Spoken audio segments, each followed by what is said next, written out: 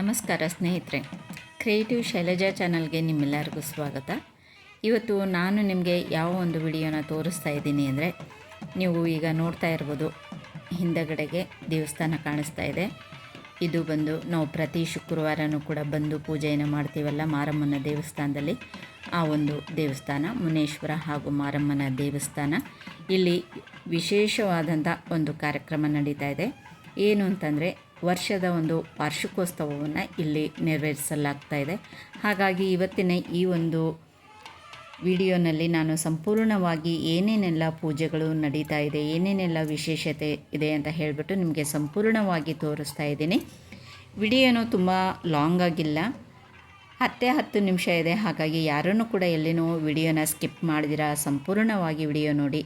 ಯಾರೆಲ್ಲ ಮೊದಲಿಗೆ ನನ್ನ ಚಾನಲ್ ನೋಡ್ತಾ ಇದ್ದೀರಾ ಸಬ್ಸ್ಕ್ರೈಬ್ ಮಾಡಿಕೊಂಡು ನೋಡಿ ಅಂತ ಹೇಳ್ತಾ, ಇವತ್ತಿನ ಈ ಒಂದು ವಾರ್ಷಿಕೋತ್ಸವದಲ್ಲಿ ವಿಶೇಷವಾಗಿ ಆಗಮನ ಆಗಿರುವಂಥದ್ದು ಮುನೇಶ್ವರ ಸ್ವಾಮಿಯ ಒಂದು ಉತ್ಸವ ಮೂರ್ತಿ. ಹೌದು, ಈ ವರ್ಷ ಈ ಒಂದು ಮೂರ್ತಿಯನ್ನು ಹೊಸದಾಗಿ ಮಾಡಿಸಿದ್ದಾರೆ. ಹಾಗಾಗಿ ತುಂಬಾ ವಿಜೃಂಭಣೆಯಿಂದ ಇವತ್ತಿನ ಈ ಒಂದು ವಾರ್ಷಿಕೋತ್ಸವ ನಡೀತಾ ಇದೆ. ಪೂಜೆಗೆಲ್ಲನೂ ಕೂಡ ರೆಡಿ ಮಾಡಿದ್ದಾರೆ ನೋಡಿ. ಇಲ್ಲಿ ಬಂದು ವಿಷ್ಣು ಹಾಗೂ ಲಕ್ಷ್ಮಿಯ ಒಂದು ವಿಗ್ರಹನ ಇಟ್ಟು ಎಲ್ಲ ಪೂಜೆಗೆ ಇಲ್ಲಿ ರೆಡಿ ಮಾಡಿದ್ದಾರೆ.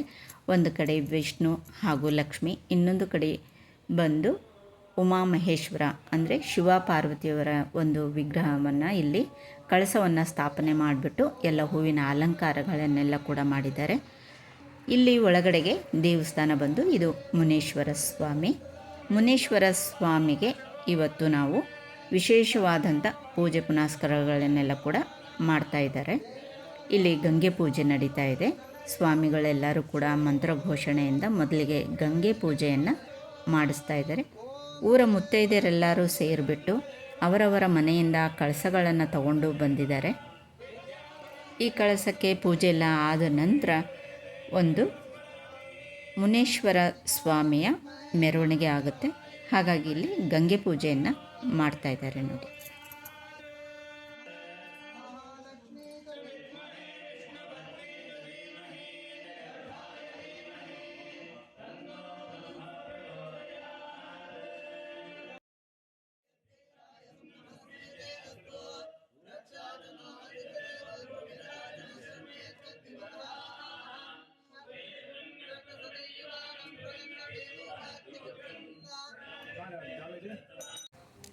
ಗಂಗೆ ಪೂಜೆ ಕಳಸಕ್ಕೆಲ್ಲ ಪೂಜೆಗಳೆಲ್ಲ ಆದಮೇಲೆ ಎಲ್ಲ ಮುತ್ತೈದೆಯರು ಅವರವರ ತಲೆ ಮೇಲೆ ಕಳಸಗಳನ್ನು ಹೊತ್ಕೊಂಡು ಈಗ ಮುನೇಶ್ವರ ಸ್ವಾಮಿಯ ಒಂದು ಮೆರವಣಿಗೆಯ ಜೊತೆಯಲ್ಲಿ ಎಲ್ಲರೂ ಕಳಸವನ್ನು ಹೊತ್ಕೊಂಡು ಮೆರವಣಿಗೆ ಹೋಗೋದಕ್ಕೆ ರೆಡಿಯಾಗಿದ್ದೀವಿ ನೋಡಿ. ಈಗ ಮುನೇಶ್ವರ ಸ್ವಾಮಿಯನ್ನು ತಗೊಂಡು ಎಲ್ಲ ವಾದ್ಯ ಮೇಳಗಳನ್ನು ಸಮೇತ ಈಗ ಮೆರವಣಿಗೆ ಹೋಗ್ತಾ ಇದ್ದೀವಿ.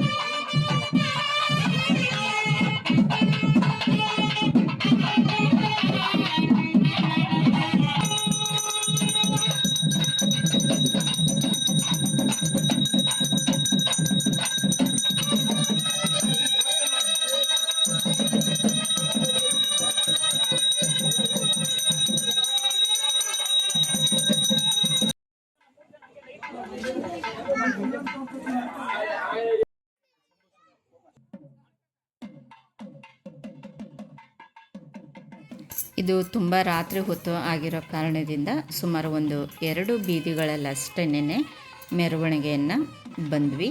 ಯಾಕಂತಂತಂದರೆ ಇದು ತುಂಬ ಇನ್ನೇನು 9ನೇ ತಾರೀಕು ಬಂದು ಪಲ್ಲಕ್ಕಿ ಉತ್ಸವ ಇದೆ. ಹಾಗಾಗಿ ಬರೀ 2 ಬೀದಿಗೆ ಮಾತ್ರ ಮೆರವಣಿಗೆಯನ್ನು ಬಂದುಬಿಟ್ಟು ಮುನೇಶ್ವರ ಸ್ವಾಮಿಗೆ ಪೂಜೆಯನ್ನು ಇಲ್ಲಿ ನೆರವೇರಿಸಲಾಯಿತು.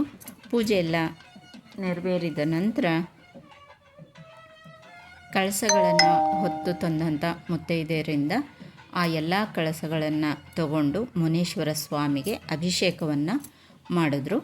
ಅಭಿಷೇಕ ಮಾಡಿದಾಗಿದ ನಂತರ ಇಲ್ಲಿ ಹೋಮ ಕೂಡ ಮಾಡಲಾಯಿತು. ಹೋಮ ಎಲ್ಲ ಮಾಡಿದ್ದಾಗಿದ್ದ ನಂತರ ಪ್ರಸಾದ ವಿನಿಯೋಗ ಮಾಡಿ ಇವತ್ತಿನ ಈ ಒಂದು ಕಾರ್ಯಕ್ರಮವನ್ನು ಮುಗಿಸಿದ್ರು. ನಂತರ ಮಾರನೇ ದಿವಸ ಕೂಡ ಇಲ್ಲಿ ಹೋಮ ನಡೀತು. ಇದು ಬಂದು ರುದ್ರಹೋಮ. ನೋಡಿ ಎಷ್ಟು ಒಂದು ಪದಾರ್ಥಗಳನ್ನು ರುದ್ರಹೋಮಕ್ಕೋಸ್ಕರ ಅಂತ ಹೇಳಿಬಿಟ್ಟು ಎಲ್ಲ ತಟ್ಟೆನಲ್ಲಿ ಜೋಡಿಸಿ ಇಟ್ಟಿದ್ದಾರೆ. ಇದು ಬಂದು ರಾತ್ರಿಗೆ ಎಲ್ಲ ಪೂಜೆ ಅವರ ಅಂದರೆ ಇಲ್ಲಿ ಮೇಲೆ ಕೂತಿದ್ದಾರಲ್ಲ ಹಿಂದೆ, ಇವರದ್ದೇ ಈ ಒಂದು ದೇವಸ್ಥಾನ, ಇವರೇ ಮುಖ್ಯಸ್ಥರು. ಅವರ ದೇವಸ್ಥಾನದಲ್ಲೇ ಇವಾಗ ಈ ಒಂದು ಪೂಜೆ ನಡೀತಾ ಇರೋವಂಥದ್ದು.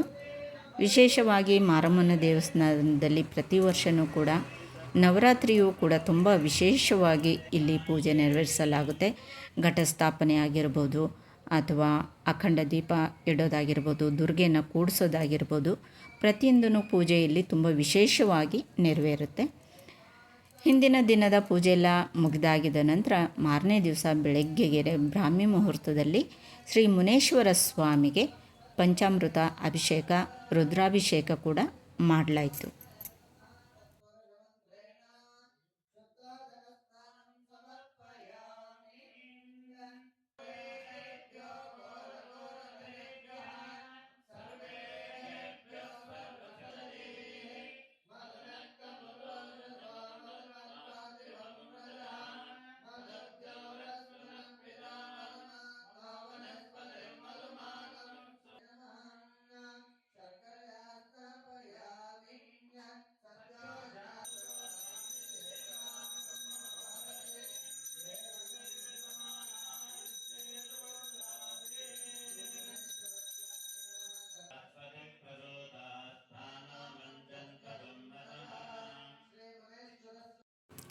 ಮುನೇಶ್ವರ ಸ್ವಾಮಿಗೆ ರುದ್ರಾಭಿಷೇಕ ಎಲ್ಲ ಆಗಿದ ನಂತರ ಅಲಂಕಾರವನ್ನು ಮಾಡಿದ್ದಾರೆ. ಎಷ್ಟು ಚೆನ್ನಾಗಿ ಮಾಡಿದ್ದಾರೆ ನೋಡಿ ಸ್ವಾಮಿಗಳು. ಹೂವಿನ ಒಂದು ಅಲಂಕಾರ ತುಂಬ ಚೆನ್ನಾಗಿ ಕಾಣಿಸ್ತಾ ಇದೆ. ಮುನೇಶ್ವರ ಸ್ವಾಮಿಯ ಒಂದು ಹೂವಿನ ಅಲಂಕಾರ. ಈಗ ಎಲ್ಲ ದೇವರುಗಳಿಗೂ ಕೂಡ ಎಲ್ಲ ನೀಟಾಗಿ ಚೆನ್ನಾಗಿ ಅಲಂಕಾರಗಳನ್ನೆಲ್ಲ ಕೂಡ ಮಾಡಲಾಯಿತು. ಅಂದರೆ ಮುನೇಶ್ವರ, ಮಾರಮ್ಮ ಹಾಗೂ ಸಪ್ಲಮ್ಮ, ಪಿಲೇಕಮ್ಮ ತಾಯಿ ಎಲ್ಲರಿಗೂ ಕೂಡ ಅಲಂಕಾರವನ್ನು ಮಾಡಿ ಮಾರನೇ ದಿವಸವೂ ಕೂಡ ರುದ್ರಹೋಮ ಮಾಡಲಾಯಿತು. ರುದ್ರಹೋಮ ಮಾಡಿದಾಗಿದ ನಂತರ ಪೂರ್ಣಾಹುತಿಯನ್ನು ಕೊಟ್ಟರು. ಈಗ ಈ ಪೂರ್ಣಾಹುತಿಯನ್ನು ಸಂಪೂರ್ಣವಾಗಿ ನೋಡಿ ಎಷ್ಟು ಚೆನ್ನಾಗಿ ಪದ್ಧತಿ ಪ್ರಕಾರ ಭಕ್ತಿಯಿಂದ ಮಾಡ್ತಾಯಿದ್ದಾರೆ. ಅಲ್ಲಿ ಹಿಂದಗಡೆ ನಿಂತಿರುವಂಥವರು ಇವರ ಅಳಿಯ. ಅವರು ಬಂದು ತೆಲುಗು ಒಂದು ಫಿಲಮ್ನ ಆ್ಯಕ್ಟರ್ ಆಗಿದ್ದಾರೆ. ಹೆಸರು ನನಗೆ ಗೊತ್ತಿಲ್ಲ. ನಿಮ್ಗೆ ಯಾರಿಗಾದರೂ ನೀವು ಯಾರಾದರೂ ಗುರ್ತಿಸ್ಬಿಟ್ಟು ಅವರ ಹೆಸರು ಗೊತ್ತಿದ್ದರೆ ಕಮೆಂಟ್ಸ್ನಲ್ಲಿ ನನಗೆ ತಿಳಿಸಿ. ನೋಡಿ ಪೂರ್ಣಾಹುತಿ ನಡೀತಾ ಇದೆ. ಎಲ್ಲ ಪದ್ಧತಿ ಪ್ರಕಾರ ತುಂಬಾ ವಿಶೇಷವಾಗಿ ಇಲ್ಲಿ ಎಲ್ಲ ರೀತಿಯ ಒಂದು ಪೂಜೆ ಪುನಸ್ಕಾರಗಳು ನಡೆಯುತ್ತೆ. ನಮಗಂತೂ ತುಂಬಾ ಒಂದು ಸಂತೋಷ ಆಗುತ್ತೆ. ಇಂಥ ಒಂದು ಸೌಭಾಗ್ಯ ನಮಗೆ ಸಿಕ್ಕಿರೋವಂಥದ್ದು ನಿಜವಾಗ್ಲೂ ನಮ್ಮ ಪೂರ್ವ ಜನ್ಮದ ಪುಣ್ಯ ಅಂತಲೇ ತಿಳ್ಕೊಬೋದು. ಯಾಕೆ ಅಂತಂದರೆ ಇಲ್ಲಿ ನಡೆಯುವಂಥ ಪೂಜೆಯಲ್ಲಿ ಪ್ರತಿಯೊಂದರಲ್ಲೂ ಕೂಡ ನಾವು ಭಾಗವಹಿಸುತ್ತೀವಿ. ಹಾಗಾಗಿ ನಮಗೆ ತುಂಬಾ ಹತ್ತಿರದಿಂದ ನೋಡೋ ಅಂಥ ಇದರಲ್ಲಿ ಭಾಗವಹಿಸುವಂಥ ಸದಾವಕಾಶ ಸಿಕ್ಕಿದ್ದು ನಮ್ಮ ಸೌಭಾಗ್ಯ. ಇನ್ನೊಂದು ಈ ವರ್ಷದ ಒಂದು ವಿಶೇಷತೆ ಅಂತಂದರೆ ಮುನೇಶ್ವರ ಸ್ವಾಮಿಯ ಉತ್ಸವ ಮೂರ್ತಿ ಮಾಡಿಸಿರೋದು, ಹಾಗೆಯೇ ಮಾರಮ್ಮ ದೇವಿಗೆ ಕವಚವನ್ನು ಮಾಡಿಸಿರೋವಂಥದ್ದು. ಇದಕ್ಕೆ ತುಂಬಾ ವೆಚ್ಚ ಆಗಿದೆ. ದಾನಿಗಳೆಲ್ಲರೂ ಕೂಡ ಅವರಿಗೆ ತಕ್ಕಂತೆ ಅಂದರೆ ಅವರ ಇಚ್ಛೆಗೆ ಎಷ್ಟಾಗುತ್ತೋ ಅಷ್ಟಷ್ಟು ದಾನಗಳನ್ನು ಕೊಟ್ಟಿದ್ದಾರೆ, ಹಣ ಸಹಾಯವನ್ನು ಮಾಡಿದ್ದಾರೆ. ತಮಗೂ ಯಾರಿಗಾದರೂ ಈ ಒಂದು ದೇವಸ್ಥಾನಕ್ಕೆ ಹಣ ಸಹಾಯ ಮಾಡಬೇಕು ಅಂತ ಅನಿಸಿದರೆ ನಾನು ಡಿಸ್ಕ್ರಿಪ್ಷನಲ್ಲಿ ಸ್ವಾಮಿಯ ಒಂದು ನಂಬರನ್ನು ಕೊಟ್ಟಿರ್ತೀನಿ. ತಮಗೆ ಯಾರಿಗಾದರೂ ಧನ ಸಹಾಯ ಮಾಡಬೇಕು ಅನಿಸಿದ್ರೆ ಅವರಿಗೆ ಕಾಲ್ ಮಾಡಿಬಿಟ್ಟು ನಿಮ್ಮ ಇಚ್ಛೆಯನ್ನು ಅವರಿಗೆ ತಿಳಿಸ್ಬಹುದು.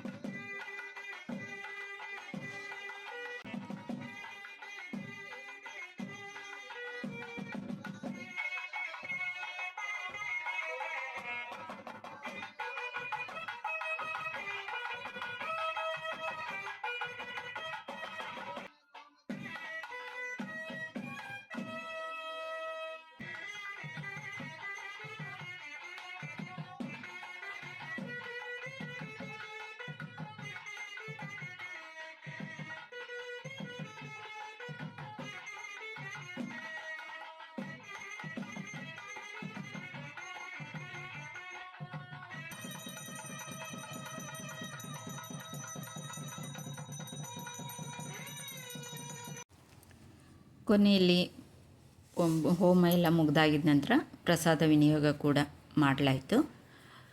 ನೋಡಿದ್ರಲ್ಲ, ಈ ಒಂದು ದೇವಸ್ಥಾನ ಅಂದರೆ ಮುನೇಶ್ವರ ಹಾಗೂ ಮಾರಮ್ಮ ದೇವಸ್ಥಾನದ ಒಂದು ವಾರ್ಷಿಕೋತ್ಸವದ ವಿಡಿಯೋ ನಿಮಗೆಲ್ಲ ಹೇಗೆ ಅನ್ನಿಸ್ತು ಅಂತ ಹೇಳಿಬಿಟ್ಟು ನನಗೆ ಕಮೆಂಟ್ಸ್ನಲ್ಲಿ ತಿಳಿಸಿ. ಮುನೇಶ್ವರ ಹಾಗೂ ಮಾರಮ್ಮನ ಆಶೀರ್ವಾದ ತಮ್ಮೆಲ್ಲರ ಮೇಲೂ ಕೂಡ ಇರಲಿ ಅಂತ ಹೇಳ್ತಾ ಇಲ್ಲಿಗೆ ವಿಡಿಯೋನ ಮುಗಿಸ್ತಾ ಇದ್ದೀನಿ. ಈ ಒಂದು ವಿಡಿಯೋ ನಿಮಗೆ ಇಷ್ಟ ಆದರೆ ಲೈಕ್ ಮಾಡಿ, ಶೇರ್ ಮಾಡಿ, ಹಾಗೆ ನನ್ನ ಚಾನಲ್ನ ಸಬ್ಸ್ಕ್ರೈಬ್ ಮಾಡ್ಕೊಳ್ಳಿ ಅಂತ ಹೇಳ್ತಾ ಇಷ್ಟೊತ್ತರೆಗೂ ವಿಡಿಯೋ ನೋಡಿದ್ದಕ್ಕೆ ಧನ್ಯವಾದಗಳು. ನಮಸ್ಕಾರ ಸ್ನೇಹಿತರೆ.